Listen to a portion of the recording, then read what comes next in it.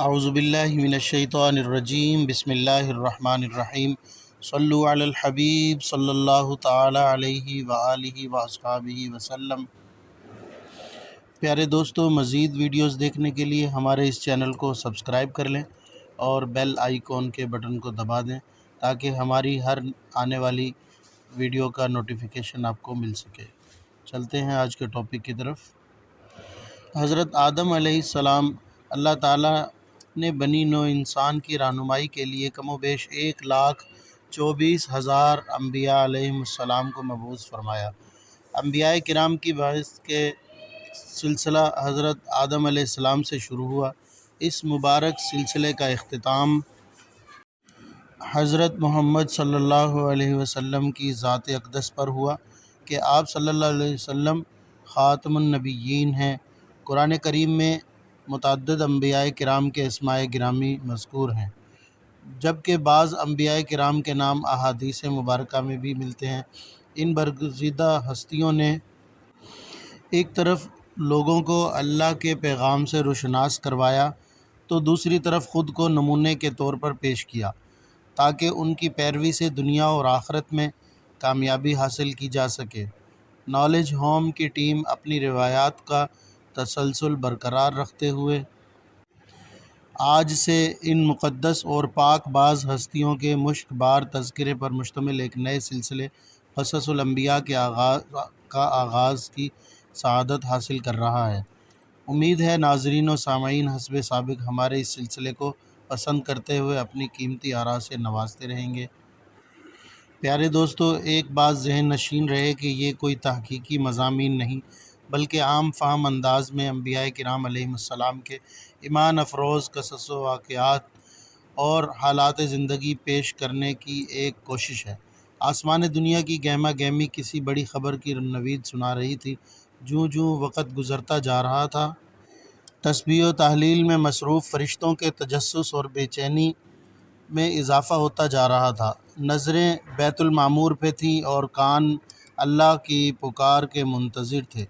بالآخر انتظار کی گھڑیاں ختم ہوئیں اور رب ذوالجلال کا حکم فضا میں بلند ہوا۔ ترجمہ: میں زمین پر اپنا نائب بنانے والا ہوں۔ فرشتے اس فیصلے پر حیران تھے اور متعجب بھی۔ ان کا خیال تھا کہ جنات کی طرح یہ بھی زمین پر لڑائی جھگڑا اور فساد کریں گے، چنانچہ انہوں نے اس فیصلے کی حکمت معلوم کرنے کی غرض سے ڈرتے ڈرتے عرض کیا: اے ہمارے رب، ایسے شخص کو کیوں پیدا کرتا ہے جو زمین میں فساد کرے اور خون بہائے؟ اور ہم تیری تسبیح، حمد، پاکیزگی بیان کرنے والے ہیں۔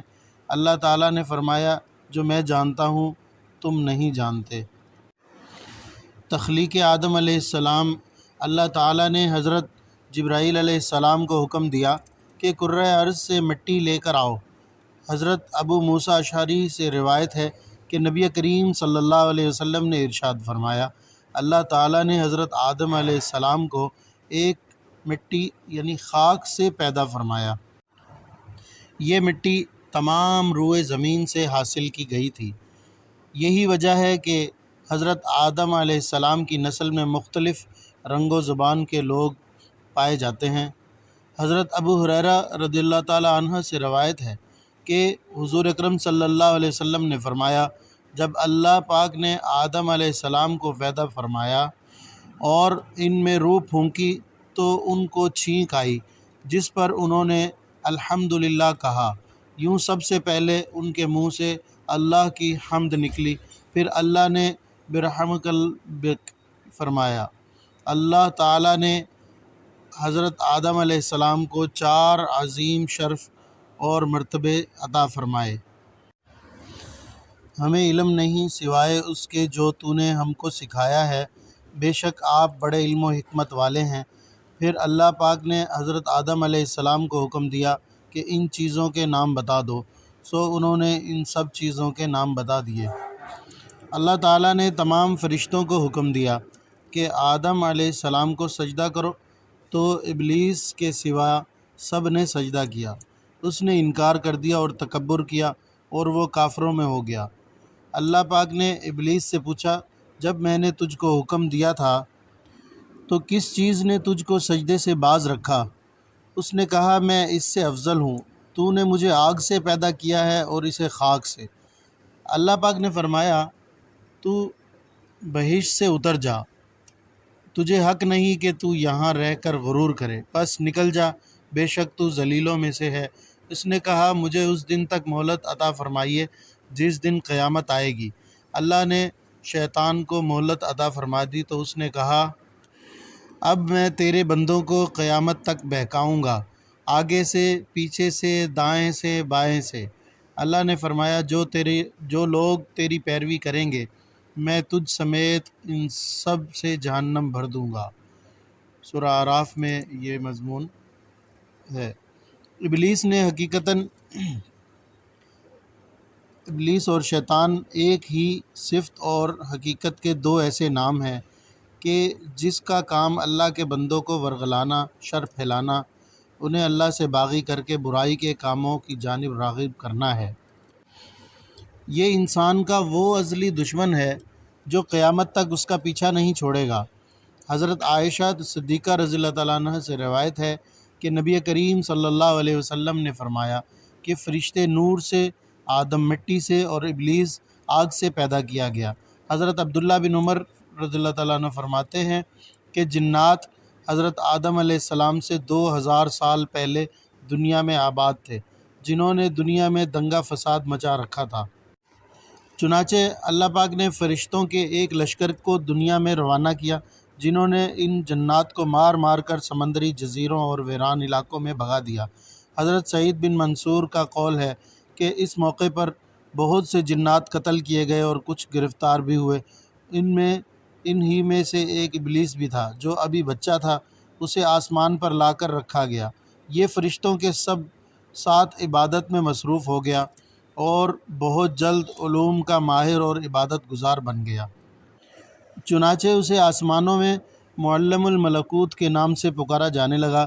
حضرت عبداللہ بن مسعود رضی اللہ تعالیٰ عنہ فرماتے ہیں کہ ابلیس آسمانوں میں فرشتوں کا سردار بن گیا تھا۔ حضرت ابن عباس رضی اللہ تعالیٰ عنہ فرمایا کہ ابلیس کا نام عزازیل تھا۔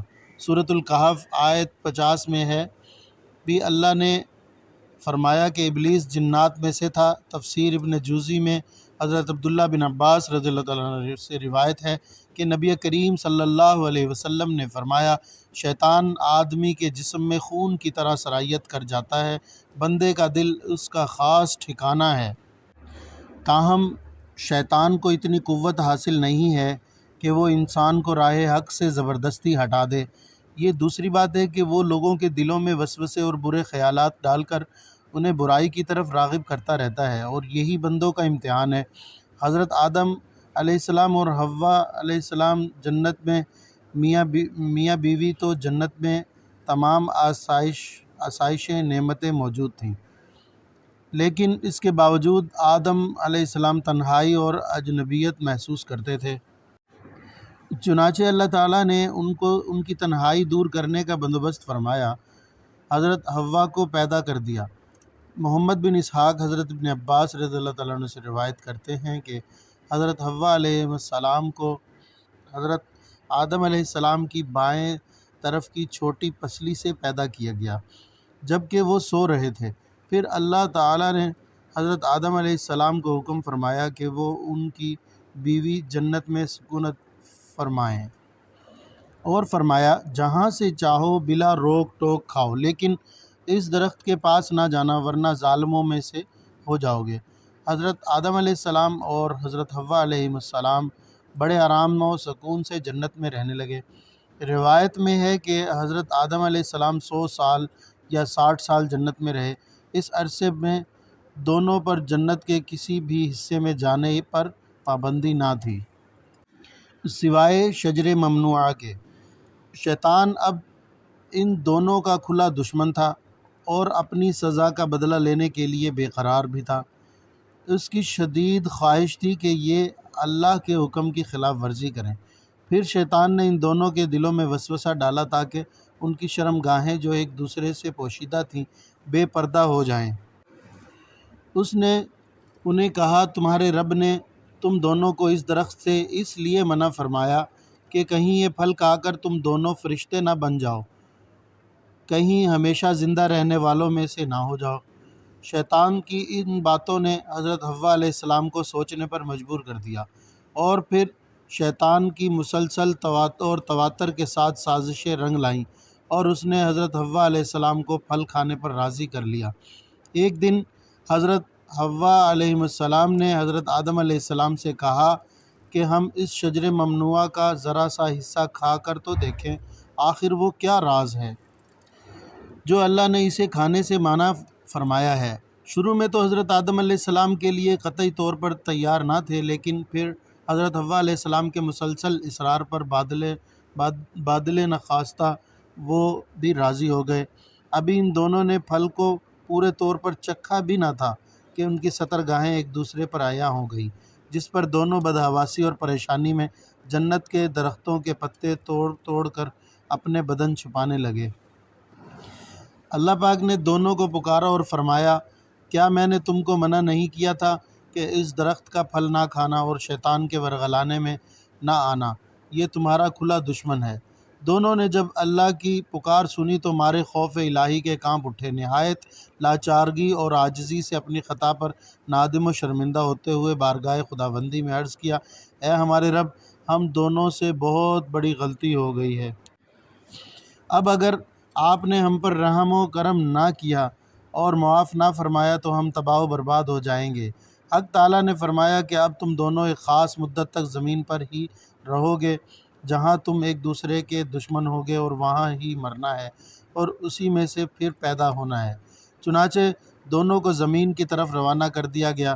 حضرت آدم علیہ السلام و حوا علیہ السلام زمین پر۔ روایت میں ہے کہ حضرت آدم علیہ السلام کو ہند اور حضرت حوا علیہ السلام کو جدہ اور ابلیس کو بصرہ میں چند میل کے فاصلے پر دمشتیمان کے مقام پر اتارا گیا۔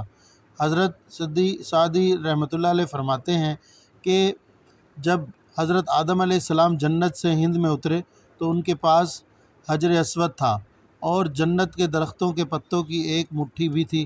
پھر حضرت آدم علیہ السلام نے ان پتوں کو زمین پر پھیلا دیا، اور یہ خوشبودار درخت ان پتوں ہی کی پیداوار ہیں۔ حضرت عباس رضی اللہ تعالیٰ عنہ سے مروی ہے کہ حضرت جبرائیل علیہ السلام حضرت آدم علیہ السلام کے پاس آئے اور گندم کے 7 دانے ساتھ لائے۔ حضرت آدم علیہ السلام نے پوچھا، یہ کیا ہے؟ عرض کیا، یہ اس درخت کا پھل ہے جس سے آپ کو روکا گیا تھا، لیکن آپ نے تناول کر لیا تھا۔ فرمایا، تو اب میں اس کا کیا کروں؟ عرض کیا، ان کو زمین میں بو دیجئے۔ حضرت آدم علیہ السلام نے بو دیے، اور وہ دانے وزن میں ان دنیا کے دانوں سے لاکھ درجے زیادہ تھے۔ وہ دانے اگے، پھر آدم علیہ السلام نے فصل کاٹی، پھر دانوں کو بھوسی سے جدا کیا، پھر صفائی کی، اسے پیس کر آٹا گوندا اور روٹی پکائی۔ اس طرح محنت و مشقت کے بعد اسے کھایا۔ حضرت آدم علیہ السلام زمین پر آنے کے بعد نہایت شرمسار اور افسردہ تھے۔ پھر حضرت حوا علیہ السلام سے علیحدگی نے بھی سخت پریشانی میں مبتلا کر دیا تھا۔ روایت میں ہے کہ آپ ایک طویل عرصے تک اللہ تعالیٰ کے حضور گڑ گڑاتے، فریاد کرتے اور آنسو بہاتے رہے، یہاں تک کہ اللہ تعالیٰ نے ان کی اس گریہ زاری پر رحم آ گیا۔ اور پھر ایک دن حضرت جبرائیل علیہ السلام نے حضرت آدم علیہ السلام کے پاس آ کر انہیں اللہ کی جانب سے معافی کی نوید سنائی۔ پھر حضرت آدم علیہ السلام خوشی سے سرشار بارگاہ خداوندی میں سر بسجود ہو کر شکر بجا لائے۔ پھر حضرت جبرائیل علیہ السلام انہیں لے کر مکہ مکرمہ آئے، جہاں حضرت آدم علیہ السلام نے کعبہ شریف کی بنیاد رکھی اور حجر اسود کو کعبہ کی دیوار پر نصب فرمایا، پھر اس کے گرد طواف کیا۔ طواف سے فارغ ہو کر حضرت جبرائیل علیہ السلام انہیں جبل عرفات پر لے گئے، جہاں حضرت حوا علیہ السلام تشریف فرما تھی، لیکن طویل عرصے کی جدائی اور حالات نے بہت سے جسمانی تغیرات پیدا کر دیے تھے، چنانچہ دونوں ایک دوسرے کو پہچان نہ پائے، جس پر حضرت جبرائیل علیہ السلام نے دونوں کا تعارف فرمایا۔ حابیل و قابیل کا قصہ۔ پیارے دوستو، یہاں سے حابیل و قابیل کا حصہ شروع کرتے ہیں۔ قصہ شروع کرنے سے پہلے یہاں پر ریکویسٹ کرتے چلیں، اگر آپ ہمارے اس چینل نالج ہوم پر نئے ہیں، پہلی بار آپ یہ ویڈیو دیکھ رہے ہیں ہمارے اس چینل کی، تو برائے مہربانی اس چینل کو سبسکرائب کر لیں اور بیل آئیکن کو دبا دیں اور اپنے دوستوں کے ساتھ ضرور شیئر کریں۔ چلتے ہیں قصے کی طرف۔ حضرت آدم علیہ السلام اور حضرت حوا علیہ السلام کی ملاقات کے بعد اللہ پاک نے انہیں اولاد کثیر سے نوازا۔ حضرت حوا علیہ السلام جب امید سے ہوتی تو ایک لڑکا اور ایک لڑکی پیدا ہوتی، جب دوبارہ امید سے ہوتی تو پھر ایک لڑکا اور ایک لڑکی ہوتے۔ پہلے والے لڑکے کی شادی دوسری مرتبہ والی لڑکی سے اور دوسرے والے لڑکے کی پہلی والی لڑکی سے شادی کر دی جاتی۔ چنانچہ پہلی مرتبہ قابیل اور ان کی بہن اقلیمہ پیدا ہوئی، دوسری مرتبہ حابیل اور ان کی بہن یہودا پیدا ہوئی۔ حضرت آدم علیہ السلام نے اقلیمہ کی شادی حابیل سے اور یہودا کی شادی قابیل سے کرنا چاہی، مگر قابیل نے یہودا سے شادی کرنا انکار کر دیا اور اقلیمہ سے شادی کرنا چاہتا تھا کیونکہ وہ یہودا سے زیادہ خوبصورت تھی۔ حضرت آدم علیہ السلام نے ہر چند سمجھایا لیکن وہ بضد رہا۔ آخر حضرت آدم علیہ السلام نے دونوں بیٹوں سے فرمایا کہ تم دونوں اپنی قربانی کوہ صفا پر لے جاؤ، اللہ کے حکم سے آسمان سے آگ آئے گی جو حق کا فیصلہ کر دے گی۔ دونوں اپنی قربانیوں کو لے کر جبل صفا پہنچے۔ چونکہ حابیل حق پر تھا اس لیے اس کی قربانی قبول کر لی گئی۔ اس پر قابیل حابیل کا جانی دشمن ہو گیا اور پھر ایک دن اس نے حابیل کو قتل کر ڈالا۔ دنیا میں انسان کا پہلا قتل اور پہلی قبر حابیل کے قتل کے بعد قابیل کو یہ فکر لاحق ہو گئی کہ اس کی لاش کیسے چھپائے۔ وہ لاش کو کندھوں پر رکھ کر مارا مارا پھرتا رہا۔ آخرکار اللہ پاک نے ایک کوے کو ذریعہ اسے بھائی کی لاش دفنانے کا طریقہ سکھایا۔ قرآن پاک میں ہے، پھر اللہ نے ایک کوے کو بھیجا جو زمین کھودنے لگا تاکہ اسے بتائے کہ بھائی کی لاش کو کیسے چھپائے۔ کہنے لگا کہ افسوس میری حالت پر، کیا میں اس سے بھی گیا گزرا ہوں کہ اس کوے کے برابر ہوتا اور اپنے بھائی کی لاش کو چھپا دیتا۔ پھر وہ بہت پشیمان ہوا۔ حضرت آدم علیہ السلام کی وفات کا وقت آیا اور فرشتے گھر میں داخل ہوئے تو آپ سمجھ گئے۔ اپنی اہلیہ حضرت حوا علیہ السلام اور اپنے بچوں سے فرمایا کہ تم سب مجھے تنہا چھوڑ دو۔ اس کے بعد آپ اللہ تعالیٰ کی حمد و ثنا میں مصروف ہو گئے۔ فرشتوں نے روح قبض کی، پھر غسل دے کر کفن دیا، خوشبو لگائی، گڑھا کھود کر قبر بنائی۔ حضرت جبرائیل علیہ السلام نے ان کے بیٹے حضرت شیث علیہ السلام کو نماز جنازہ پڑھنے کا طریقہ بتایا۔ آپ نے نماز جنازہ پڑھائی۔ عام طور پر تاریخی کتب میں حضرت آدم علیہ السلام کی عمر مبارکہ 960 سال بیان کی گئی ہے۔ جنتی اولاد اور جہنمی اولاد۔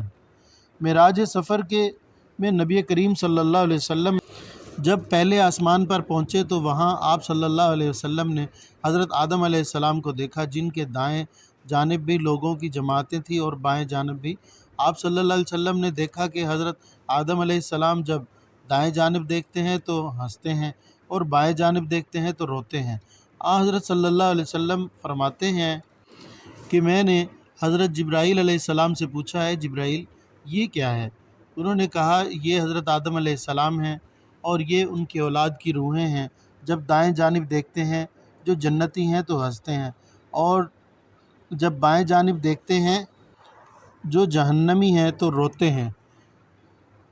اس میں محمد صلی اللہ علیہ وسلم عرش معلیٰ پر۔ حضرت عمر رضی اللہ تعالیٰ عنہ سے مروی ہے کہ نبی کریم صلی اللہ علیہ وسلم نے فرمایا جب حضرت آدم علیہ السلام سے لغزش ہو گئی تو انہوں نے بارگاہ خداوندی میں عرض کیا، اے میرے پروردگار، میں آپ سے محمد صلی اللہ علیہ وسلم کے وسیلے سے سوال کرتا ہوں کہ آپ میری مغفرت فرما دیں۔ اللہ رب العزت نے فرمایا، تو نے محمد صلی اللہ علیہ وسلم کو کیسے جان لیا جبکہ میں نے ان کو اب تک پیدا نہیں فرمایا؟ حضرت آدم علیہ السلام نے عرض کیا، اے پروردگار، جب آپ نے مجھے اپنے ہاتھوں سے پیدا فرمایا اور مجھ میں جان ڈالی، پھر میں نے اپنا سر اٹھایا تو عرش پر لکھا دیکھا، لا الہ الا اللہ محمد الرسول اللہ۔ تو میں نے جان لیا کہ جس ذات کا نام آپ کے نام کے ساتھ ملایا ہے اس سے بڑھ کر آپ کے نزدیک اور کوئی محبوب نہیں ہو سکتا۔ تو اللہ پاک نے فرمایا، اے آدم تو نے سچ کہا، وہ میرے نزدیک سب سے محبوب ہیں، اور جب تو نے ان کے وسیلے سے مجھ سے مانگ لیا تو پس میں نے تیری بخشش کر دی، اور اگر محمد صلی اللہ علیہ وسلم نہ ہوتے تو میں آپ کو پیدا نہ کرتا۔ صلو علی الحبیب صلی اللہ تعالی علیہ وسلم۔ پیارے دوستو، اگر یہ ویڈیو آپ کو اچھی لگی ہو تو برائے مہربانی اس کو لائک کریں اور دوستوں کے ساتھ شیئر کریں، اور اگر اس میں کوئی کمی کوتاہی رہ گئی ہو تو کمنٹس میں ضرور بتائیے کہ اس میں کیا خامی ہے، کیا کمی ہے۔ تو انشاءاللہ نیکسٹ ویڈیو میں ملتے ہیں، تب تک کے لیے اجازت۔ السلام علیکم ورحمۃ اللہ وبرکاتہ۔